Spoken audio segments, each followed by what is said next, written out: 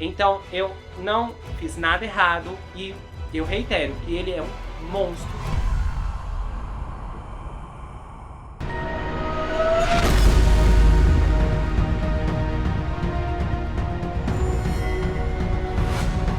Ei pessoal, bem-vindos a esse canal, eu sou o Gustavo Negreiro, seu psicanalista favorito, e hoje estamos em mais um episódio da saga Investigativos 4 de Idaho. Eu estou acompanhando esse caso desde o começo, então nós já estamos no 18º episódio de como todo o caso começou, se desenrolou, e agora aparentemente há um culpado. Então eu vou trazer as últimas atualizações e a minha análise no final. Lembrando que se você quiser encontrar os outros episódios da saga de Idaho, você encontra o link da playlist fixado aqui no primeiro comentário, os 4 de Idaho. Eu também gostaria de agradecer a Suzane Carvalho Viana, que fez uma contribuição através do Pix. Eu agradeço muito a gentileza. Eu espero que você possa ser retribuída de uma forma muito poderosa na sua vida, porque eu agradeço muito o carinho para comigo aqui no canal. E pessoal, gostaria de pedir para você que tem acompanhado a saga aqui do canal, confira as outras histórias que eu trago aqui. Eu faço casos criminais, histórias de alto perfil, então você precisa conhecer, principalmente os casos mais recentes, que é o caso do garoto de 4 anos que teve ácido jogado em seu rosto, a bebê jogada na lata de lixo que ajudou a resolver um crime. Tem histórias muito boas, o perseguidor do celular. Confira essas histórias que eu tenho certeza que você vai gostar. Tem uma playlist super organizada, se você ir na página inicial você vai ver. Série Na Mira de Casos Criminais, você vai conferir, tá tudo em ordem cronológica, você não tem como se perder. E a gente vai começar esse caso agora. Bom, finalmente nós tivemos a audiência do Brian no tribunal, que aconteceu no dia 12 de janeiro, e o que chamou a atenção é que ele parecia maltratado e tinha cortes misteriosos no rosto durante a audiência no tribunal na quinta-feira, onde a juíza Megan Marshall, inclusive, marcou a sua próxima audiência. Ele tinha 2 cortes perto do queixo e hematomas aparentes no pescoço, enquanto era escoltado por um xerife até o tribunal para a audiência, que durou apenas 5 minutos. Lembrando que o Brian está em uma cela separada de outros detentos, então é estranho até para conseguir descobrir como exatamente ou o que causou esses machucados. Mas ele estava vestindo algemas nas pernas e uma camiseta laranja. O Brian tinha uma expressão facial de olhos vazios, com olheiras, ao abrir mão do seu direito a um julgamento rápido, e ele foi condenado a continuar detido sem fiança. A juíza então marcou a audiência preliminar para o dia 26 de junho, abrindo o caminho agora para o julgamento. Fontes de testemunhas oculares disseram que o Brian parecia um pouco inquieto e apenas falou brevemente para responder a perguntas diretas feitas pela juíza. Após a audiência, o advogado da família, Shannon Gray, disse que ficou surpreso com o fato da juíza ter marcado a audiência para um futuro tão distante. E aí ele disse: olha, como vai demorar 6 meses, eu acho que foi uma surpresa para todos nós. Mas nós esperamos que isso dê à promotoria bastante tempo para realmente se envolver. E provavelmente vamos tentar marcar uma reunião com o Ministério Público nas próximas semanas para sentar com eles e ver se há algo que possamos fazer para ajudar na investigação em si. Bom, e aí nós também tivemos algumas informações sobre o campus da universidade, porque os alunos de Idaho que voltaram às aulas na semana do dia 11 disseram que estavam de bom humor e confortáveis no campus após a prisão do Brian. A estudante Gianna Price disse ao News National que foi realmente deprimente na primeira semana, quando eles tiveram que lidar com tudo o que aconteceu, mas agora ela achava que muitas pessoas estão mais tranquilas, mais calmas, principalmente porque ouviram a notícia da prisão. E ela disse que ficou sabendo quando estava na sala de estar com a família assistindo ao noticiário. E ela falou assim: todos nós olhamos uns para os outros e pensamos, bem, eles pegaram alguém que eles acham que é, e eu respirei um suspiro de alívio e tenho certeza que a minha mãe fez a mesma coisa. Outra estudante, que se recusou a dar seu nome, disse que as semanas após o crime foram bastante enervantes, mas que ela estava confortável agora que o Brian havia sido pego. Ainda assim, muitos estudantes também estão reconhecendo o trauma e a ansiedade persistente após o que houve. E há um pouco de preocupação. A estudante do 2º ano, Paige Pazink, disse que o campus de mais de 8.000 alunos de graduação pode nunca mais voltar ao que era antes dos eventos brutais do dia 13 de novembro. Ela falou assim, os trágicos eventos que aconteceram, não sei se algum dia serão os mesmos, mas eu acho que apenas estar consciente de saber o que aconteceu e ter mais proteções em vigor é uma coisa muito enorme. O vice-reitor de assuntos estudantis e reitor de estudantes Benny Eccles disse: não há respostas fáceis. Infelizmente, a vida às vezes é cheia de violência, mas estamos colocando todos os esforços para criar uma experiência de aprendizado segura. Muitos alunos também estão cuidando da segurança pessoal, com uma estudante do segundo ano dizendo que definitivamente ficará em grupos quando sair com amigos. E ela falou que tem certeza que a universidade não tentará colocar os alunos em perigo. Um novo vídeo foi divulgado em que a Kelly Gonçalves é vista com a polícia, pois é, lá na frente da casa. Isso aconteceu depois que os vizinhos reclamaram do barulho. 3 semanas antes dos eventos que tiraram a sua vida. A jovem de 21 anos é vista abrindo a porta de vidro deslizante e cumprimentando os policiais de Moscou no dia 16 de agosto. E ela fala, oi pessoal, e o policial diz, sabe por que estou aqui? E ela disse, eu suponho que seja barulho. Aí o policial diz aquele, olha, não tem nada contra dar uma festa, mas quando os vizinhos começam a ligar, temos um problema. E ela fala justo.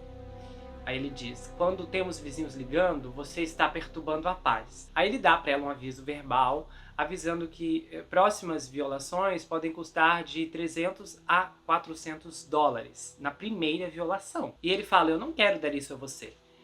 Só que, dito isso, esse é o seu lugar e eu vou responsabilizá-la. Porque é o seu lugar. E você também é responsável por todos aqui. Então eu vou pegar suas informações e se tiver que voltar aqui, uma multa de 300 dólares será aplicada. Eu prefiro que você gaste esses 300 dólares em bebida ou algo divertido, em vez de uma multa por barulho. Então aqui ele agradece e ele deseja um bom descanso do seu dia. E ela responde, obrigada, você também. E aí ela volta para dentro após a breve interação. A polícia acabou voltando à casa algumas semanas depois, na noite de 1º de setembro, após uma outra reclamação de barulho de uma festa barulhenta. Só que dessa vez, e esse vídeo já apareceu aqui em alguns dos episódios anteriores, nenhuma das garotas estava em casa. E aí a polícia teve que entrar em contato com a Madison pelo telefone, e ela disse que lamentava muito o inconveniente, e aí as autoridades pedem que ela retorne imediatamente para casa. Nesse meio tempo, veio um outro vídeo também à tona da polícia batendo na porta, só que dessa vez quem vai atender as autoridades é a Zana. Aí olha só, nós temos também o defensor público da Pensilvânia que representou o Brian. E ele disse que ficou muito chocado quando o caso caiu em seu colo. Ele falou, eu não acreditei que eles estavam me dizendo a verdade. E ele contou isso à estação local WFMZ. E o que aconteceu? Depois que o Brian foi preso no mês passado na casa de seus pais, na Pensilvânia, o advogado, que é o Jason, passou 4 horas ao longo de 5 dias ajudando o Brian a navegar no processo de extradição. E ele disse, a primeira coisa que eu falei ao Brian é, Brian, não me conte nada sobre o caso e eu não quero saber nenhum dos fatos e circunstâncias. O defensor público diz que não considera o caso hermético e falou que, tomadas individualmente as evidências, elas podem ser atacadas. Ele não está mais envolvido no caso, agora que o Brian está em Idaho, enfrentando 4 acusações de homicídio em 1º grau e uma acusação de roubo. Agora, uma notícia agravante, polêmica, também surgiu, porque o programa de doutorado do Brian na Universidade de Washington mantém acesso a um banco de dados do Laboratório Criminal de Vídeos de câmeras corporais da polícia, bem como transmissões ao vivo de câmeras de segurança dentro e fora do campus. Esses programas são referenciados no site público da escola e são usados para estudar o policiamento e as complexas interações sociais entre os patrulheiros e as pessoas que encontram, bem como outras funções do governo. Uma fonte que trabalha para a universidade e tem conhecimento direto do departamento está alertando que as ferramentas de pesquisa nas mãos erradas poderiam ter permitido que o Brian visse imagens não editadas da cena do crime, vídeos potenciais do homicídio e até transmissões ao vivo das câmeras de vigilância com controles remotos que permitem ao visualizador ampliar os rostos. Aí a fonte disse assim: eu não acho que qualquer quantidade de pesquisa positiva que tenha saído desse departamento vale os riscos de deixar um lobo no galinheiro. Eles são todos obcecados por crime e criminosos. Muitas vezes você precisa ter um PhD em criminologia, mas às vezes essa obsessão vai para outros níveis e atrai esses tipos de loucura. O Complexo Laboratório de Interação Social da WSU, da universidade, que é o CSI Lab, e a Divisão de Estudos, que também tem o título de CSI Lab, e a Divisão de Estudos e Serviços Governamentais, são entidades de pesquisa no campus. E esse nome que eu acabei de falar agora, que tem a sigla DGSS, divulgou recentemente um relatório após examinar 5 anos de dados sobre as paradas da polícia do estado de Washington em busca de evidências de viés. E os resultados foram mistos. Só que alarmante, segundo a fonte dessas informações, é que o acesso do DGSS é a transmissão ao vivo de câmeras de segurança em Pullman. Um exemplo retirado do centro do comando mostra várias telas de feeds ao vivo, incluindo a de uma pessoa em um carro no estacionamento de um restaurante perto de Greek Run. Mais de 5 departamentos de polícia compartilham vídeos de câmeras corporais com um banco de dados do CSI Lab, de acordo com a universidade, e um deles é o Departamento de Polícia de Pullman. Os alunos podem solicitar acesso ao CSI Lab online preenchendo um breve questionário. Os computadores do CSI estão localizados no mesmo prédio e no mesmo andar dos escritórios de pós-graduação. E os terminais do Bodycam são separados da sala de conferência principal do departamento por uma parede à prova de som e se comunicam com a internet apenas por caminhos limitados. Não está claro se o Brian tentou esse processo, mas a universidade negou veementemente que ele tivesse permissão para entrar no CSI Lab. Phil Whaler, que é vice-presidente de marketing e comunicação da universidade, disse à Fox News que o Brian nunca conseguiu entrar nesses programas. E ele falou: para ser claro, Brian nunca teve acesso a nenhuma filmagem do laboratório da interação social complexa da Universidade de Washington. O acesso a essa instalação é estritamente controlado. Todos os assistentes de pesquisa devem preencher uma verificação de antecedentes, uma verificação do FBI de Serviços de Informação de Justiça Criminal nível 2, obter impressões digitais do FBI e assinar um acordo de confidencialidade para entrar na instalação. Além disso, ele disse que o programa de estágio em circuito fechado da TV da DGSS está fechado desde o início da era Covid-19 em 2020.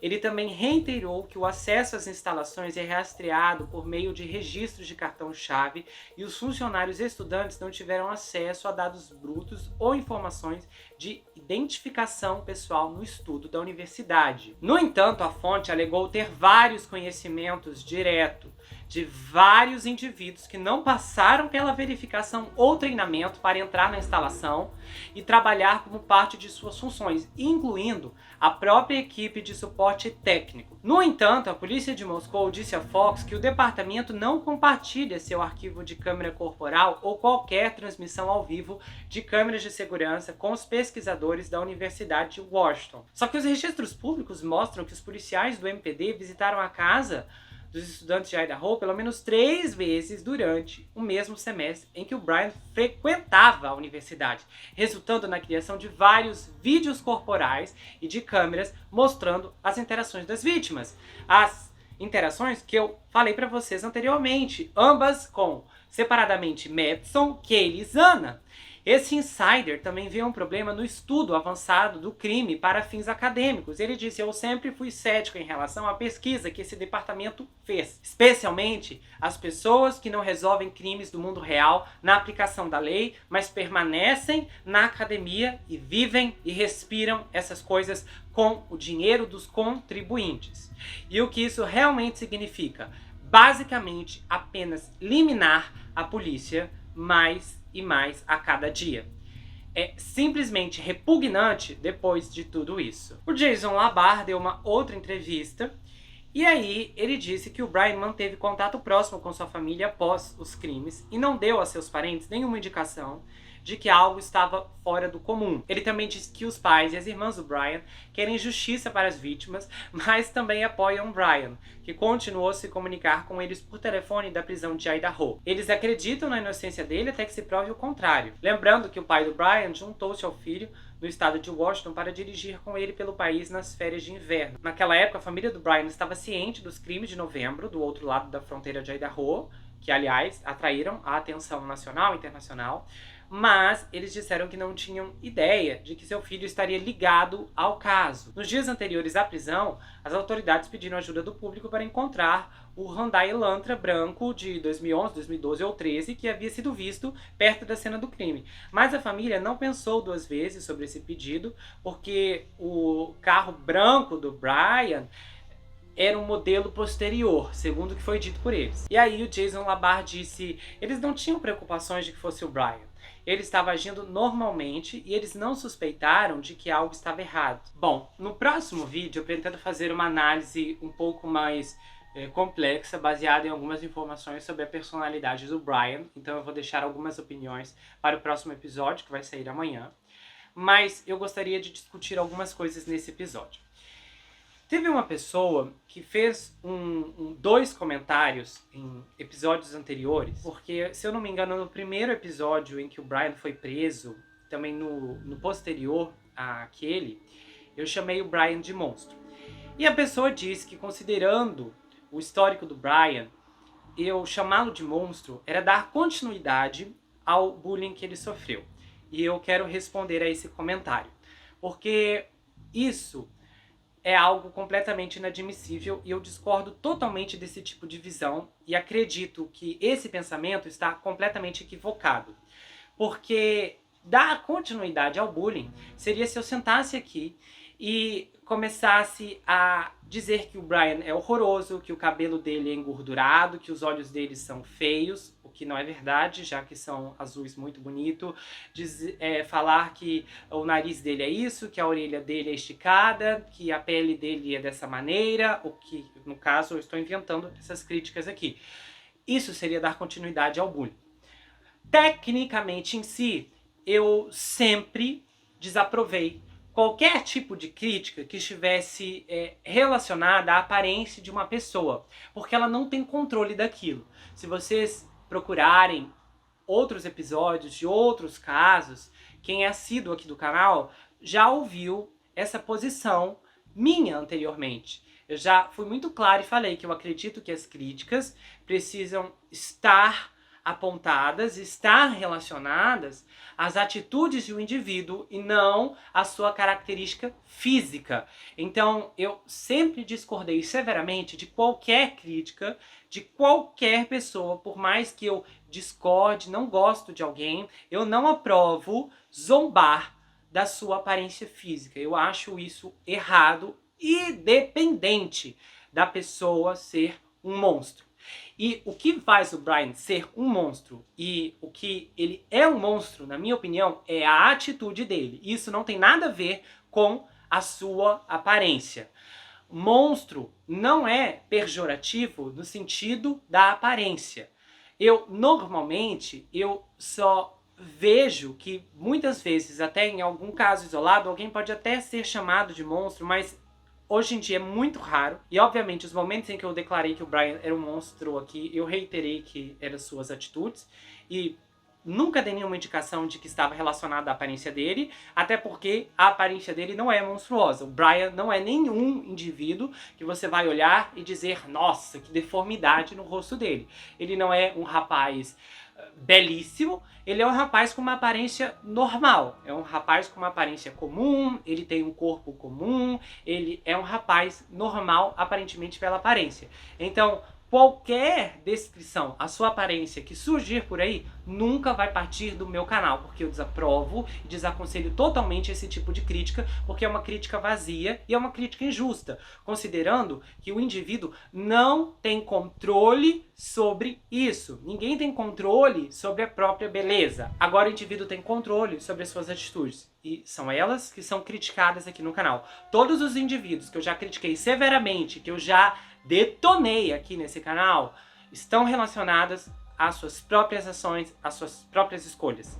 Então eu não fiz nada errado e eu reitero que ele é um monstro da pior espécie pela sua atitude monstruosa, por ele ceifar 4 pessoas indefesas que não fizeram nada para ele. Eu particularmente fico impressionado às vezes com um indivíduo que descobre um episódio aleatório da saga e aí surge aqui fazendo comentários como esse, inclusive levantando sérias acusações contra mim, que são completamente absurdas, considerando que eu não sou nenhum amador, eu não estou pegando informações do Wikipedia para montar um episódio desse caso, eu estou nessa investigação desde o começo, especificamente acho que 2 semanas e meia após esse caso começar. Eu já tinha começado a saga, então eu tenho acompanhado passo a passo.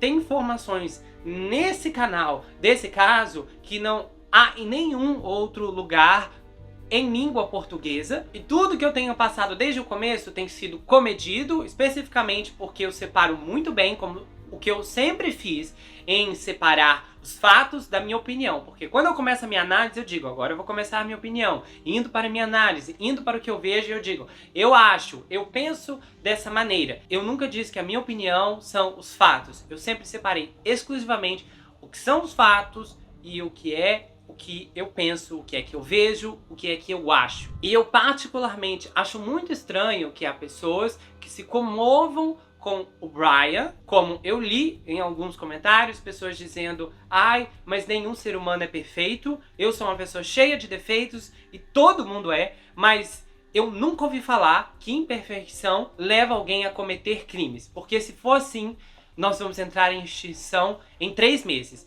Isso é completamente absurdo. Pessoas dizendo, ai, não devemos julgar o Brian. Isso não tem nada a ver. Julgar uma pessoa é um conceito bastante complicado e é estabelecer uma opinião condenatória baseado em uma ação que o indivíduo cometeu há vários anos atrás, já demonstrou sinais de arrependimento e eu constantemente continuar apontando o dedo para ele, jogando e recriminando aquela ação dele. Porém, a ação aqui em questão não é uma ação comum de alguém que abriu uma conta no YouTube e falou besteira, de alguém que xingou o vizinho, de alguém que deu um tapa no rosto de alguém. Nós estamos falando de uma pessoa que cometeu crimes. Isso aqui não é uma coisa para ser levada na brincadeira. Nós estamos falando de 4 famílias que estão arrasadas. Vocês já fizeram as contas de quantas pessoas estão envolvidas nesse caso, que estão sendo afetadas emocionalmente, psicologicamente? Talvez são 50, 100 amigos, os familiares próximos, pessoas que estão perdendo o sono por causa disso. A vida dessas pessoas acabou de desmoronar, não vai voltar mais. Essas pessoas saíram do ano de 2022 para entrar em um 2023 terrível, porque ninguém quer acordar e perceber que o seu filho perdeu a vida de uma maneira tão absurda como essa. Nós temos um problema muito sério nesse país e no mundo todo, porque parece que há uma revolução onde as pessoas sentem que podem passar pano para alguém que comete atos como esse. E isso é inadmissível. É inaceitável. Pare de tentar dar desculpas. Nenhum sofrimento no mundo vai justificar o que o Brian fez. Em 2 episódios nós tivemos aqui discussões relacionadas à pena capital e eu ouvi opiniões aqui muito boas, pessoas dizendo por que concordavam, pessoas dizendo por que não concordavam, principalmente porque há pessoas que acham que a pena capital ela vai fazer com que o Brian escape de um sofrimento,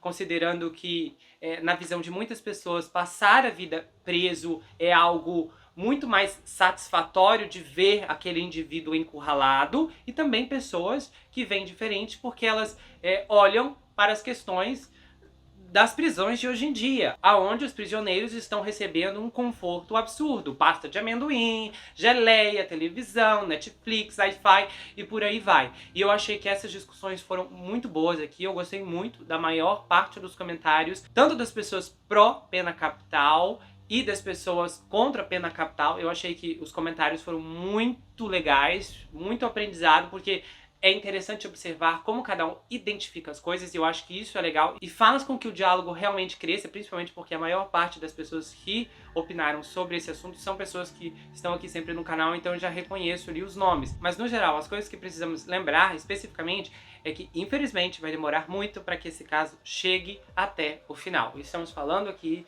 de alguns anos, infelizmente. O papel da família vai ser algo muito discutido, principalmente considerando os rumos que esse caso ainda vai tomar.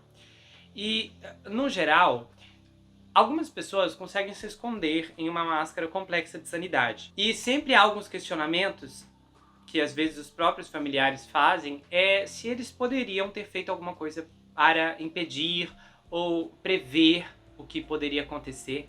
Eu acho que em algumas circunstâncias é possível sim prever quando o indivíduo se mostra violento, descontrolado. Nitidamente há vários casos em que todo mundo fala em algum momento isso aí vai dar tragédia. Mas, aparentemente, como os relatos sobre o Brian identificam um garoto com problema, mas não uma pessoa visivelmente estranha e abertamente má, é difícil acreditar que a família poderia ter feito alguma coisa para impedir.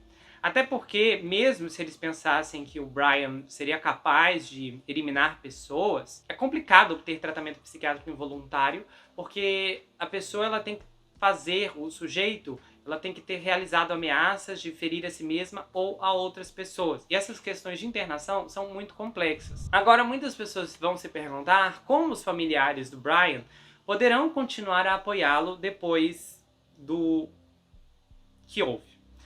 Isso se chama amor incondicional. E o amor incondicional é conhecido como carinho sem quaisquer limitações ou um amor sem condições. E algumas famílias em si estão mais preparadas, ou melhor equipadas, ou talvez mais facilitadoras, e então acham que é melhor pagar um advogado, colocar dinheiro em livros, visitar os seus entes queridos criminosos, atender a todos os telefonemas caros da prisão.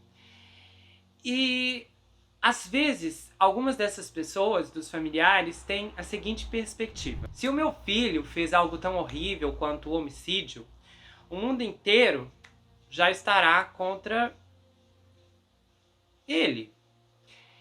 Então, a sua vida já está arruinada, destruída de qualquer maneira. Então, pelo menos, ele terá a mim.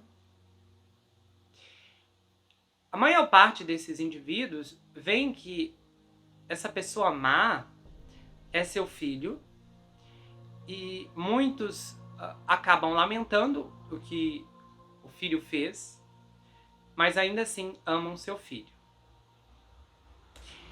E é algo que eu não desaprovo, é algo que eu não vejo nenhum mal, é algo que eu realmente acho justificável. Você não deixe de amar o seu parente porque necessariamente ele é um monstro. Mas, para mim, as coisas ficam completamente conturbadas quando a família decide apoiar o claramente culpado, na bandeira de que ele ainda é inocente. Nós tivemos isso no caso da Gabi Petito. Isso incitou uma grande fúria contra os pais do Brian Laundrie. Não apenas o caso da Gabi Petito, como pode ser esse aqui, há muitos outros em que nós já vimos aqui, a mãe não é inocente, todas as provas, assim, provas cabais, às vezes gravações, e a família quer passar a mão na cabeça daquele homicida. Isso aqui não há justificativa. Embora eu acredite que algumas pessoas têm problemas em aceitar a culpa, algumas pessoas se agarram às imagens positivas daquele indivíduo, e tem outras pessoas que querem se cegar completamente. Não é meu filho, não importa o que ele fez, ele precisa continuar andando por aí. E esse tipo de postura é imoral e é errada. A compaixão para com uma pessoa responsável por causar um grande mal não significa que deve exceder a justiça que esse culpado deve receber. A compaixão, o amor não pode ser maior que o desejo de punição. E quando as famílias se comportam dessa maneira, a tendência é que elas fiquem muito mais feridas do que já estão. É uma negação de realidade que vai cobrir um alto preço. É uma escolha egoísta e um sinal que indica que esses parentes, que esses familiares não são tão bons quanto parece. Se você gostou desse vídeo, inscreva-se no canal, ative o sininho, compartilha, dá o seu like. Não deixe de conferir as outras atrações aqui do canal, tá bom? Se você quiser saber mais sobre mim, adquira meu livro, Perfeito Estranho, já está disponível no meu site. Você pode falar comigo pelo Instagram, o envio acontece para qualquer lugar do Brasil, quase qualquer lugar do mundo também. Esse livro conta a história de um rapaz chamado Jack Wilber, que se vê preso em uma terrível maldição hereditária, enquanto ele precisa enfrentar um serial killer que está escondido em sua própria casa. Esse livro tem mais reviravoltas do que você consegue imaginar. Ele é muito bonito, escrito em formato roteiro, ele vai autografado se você quiser, com marcadores e um pôster exclusivo. Você pode me seguir pelo Instagram, Gustavo N, Psicanalista. Eu tenho um canal de cortes, onde as análises são recortadas e postadas por lá. E eu também tenho um grupo no Telegram, onde há bate-papos, trocas muito interessantes e votações exclusivas. E coisas que nunca saem aqui, mas sempre vêm à tona por lá. A gente se vê no próximo caso e não esqueça que aqui você sempre vai ter um amigo. Até mais, pessoal!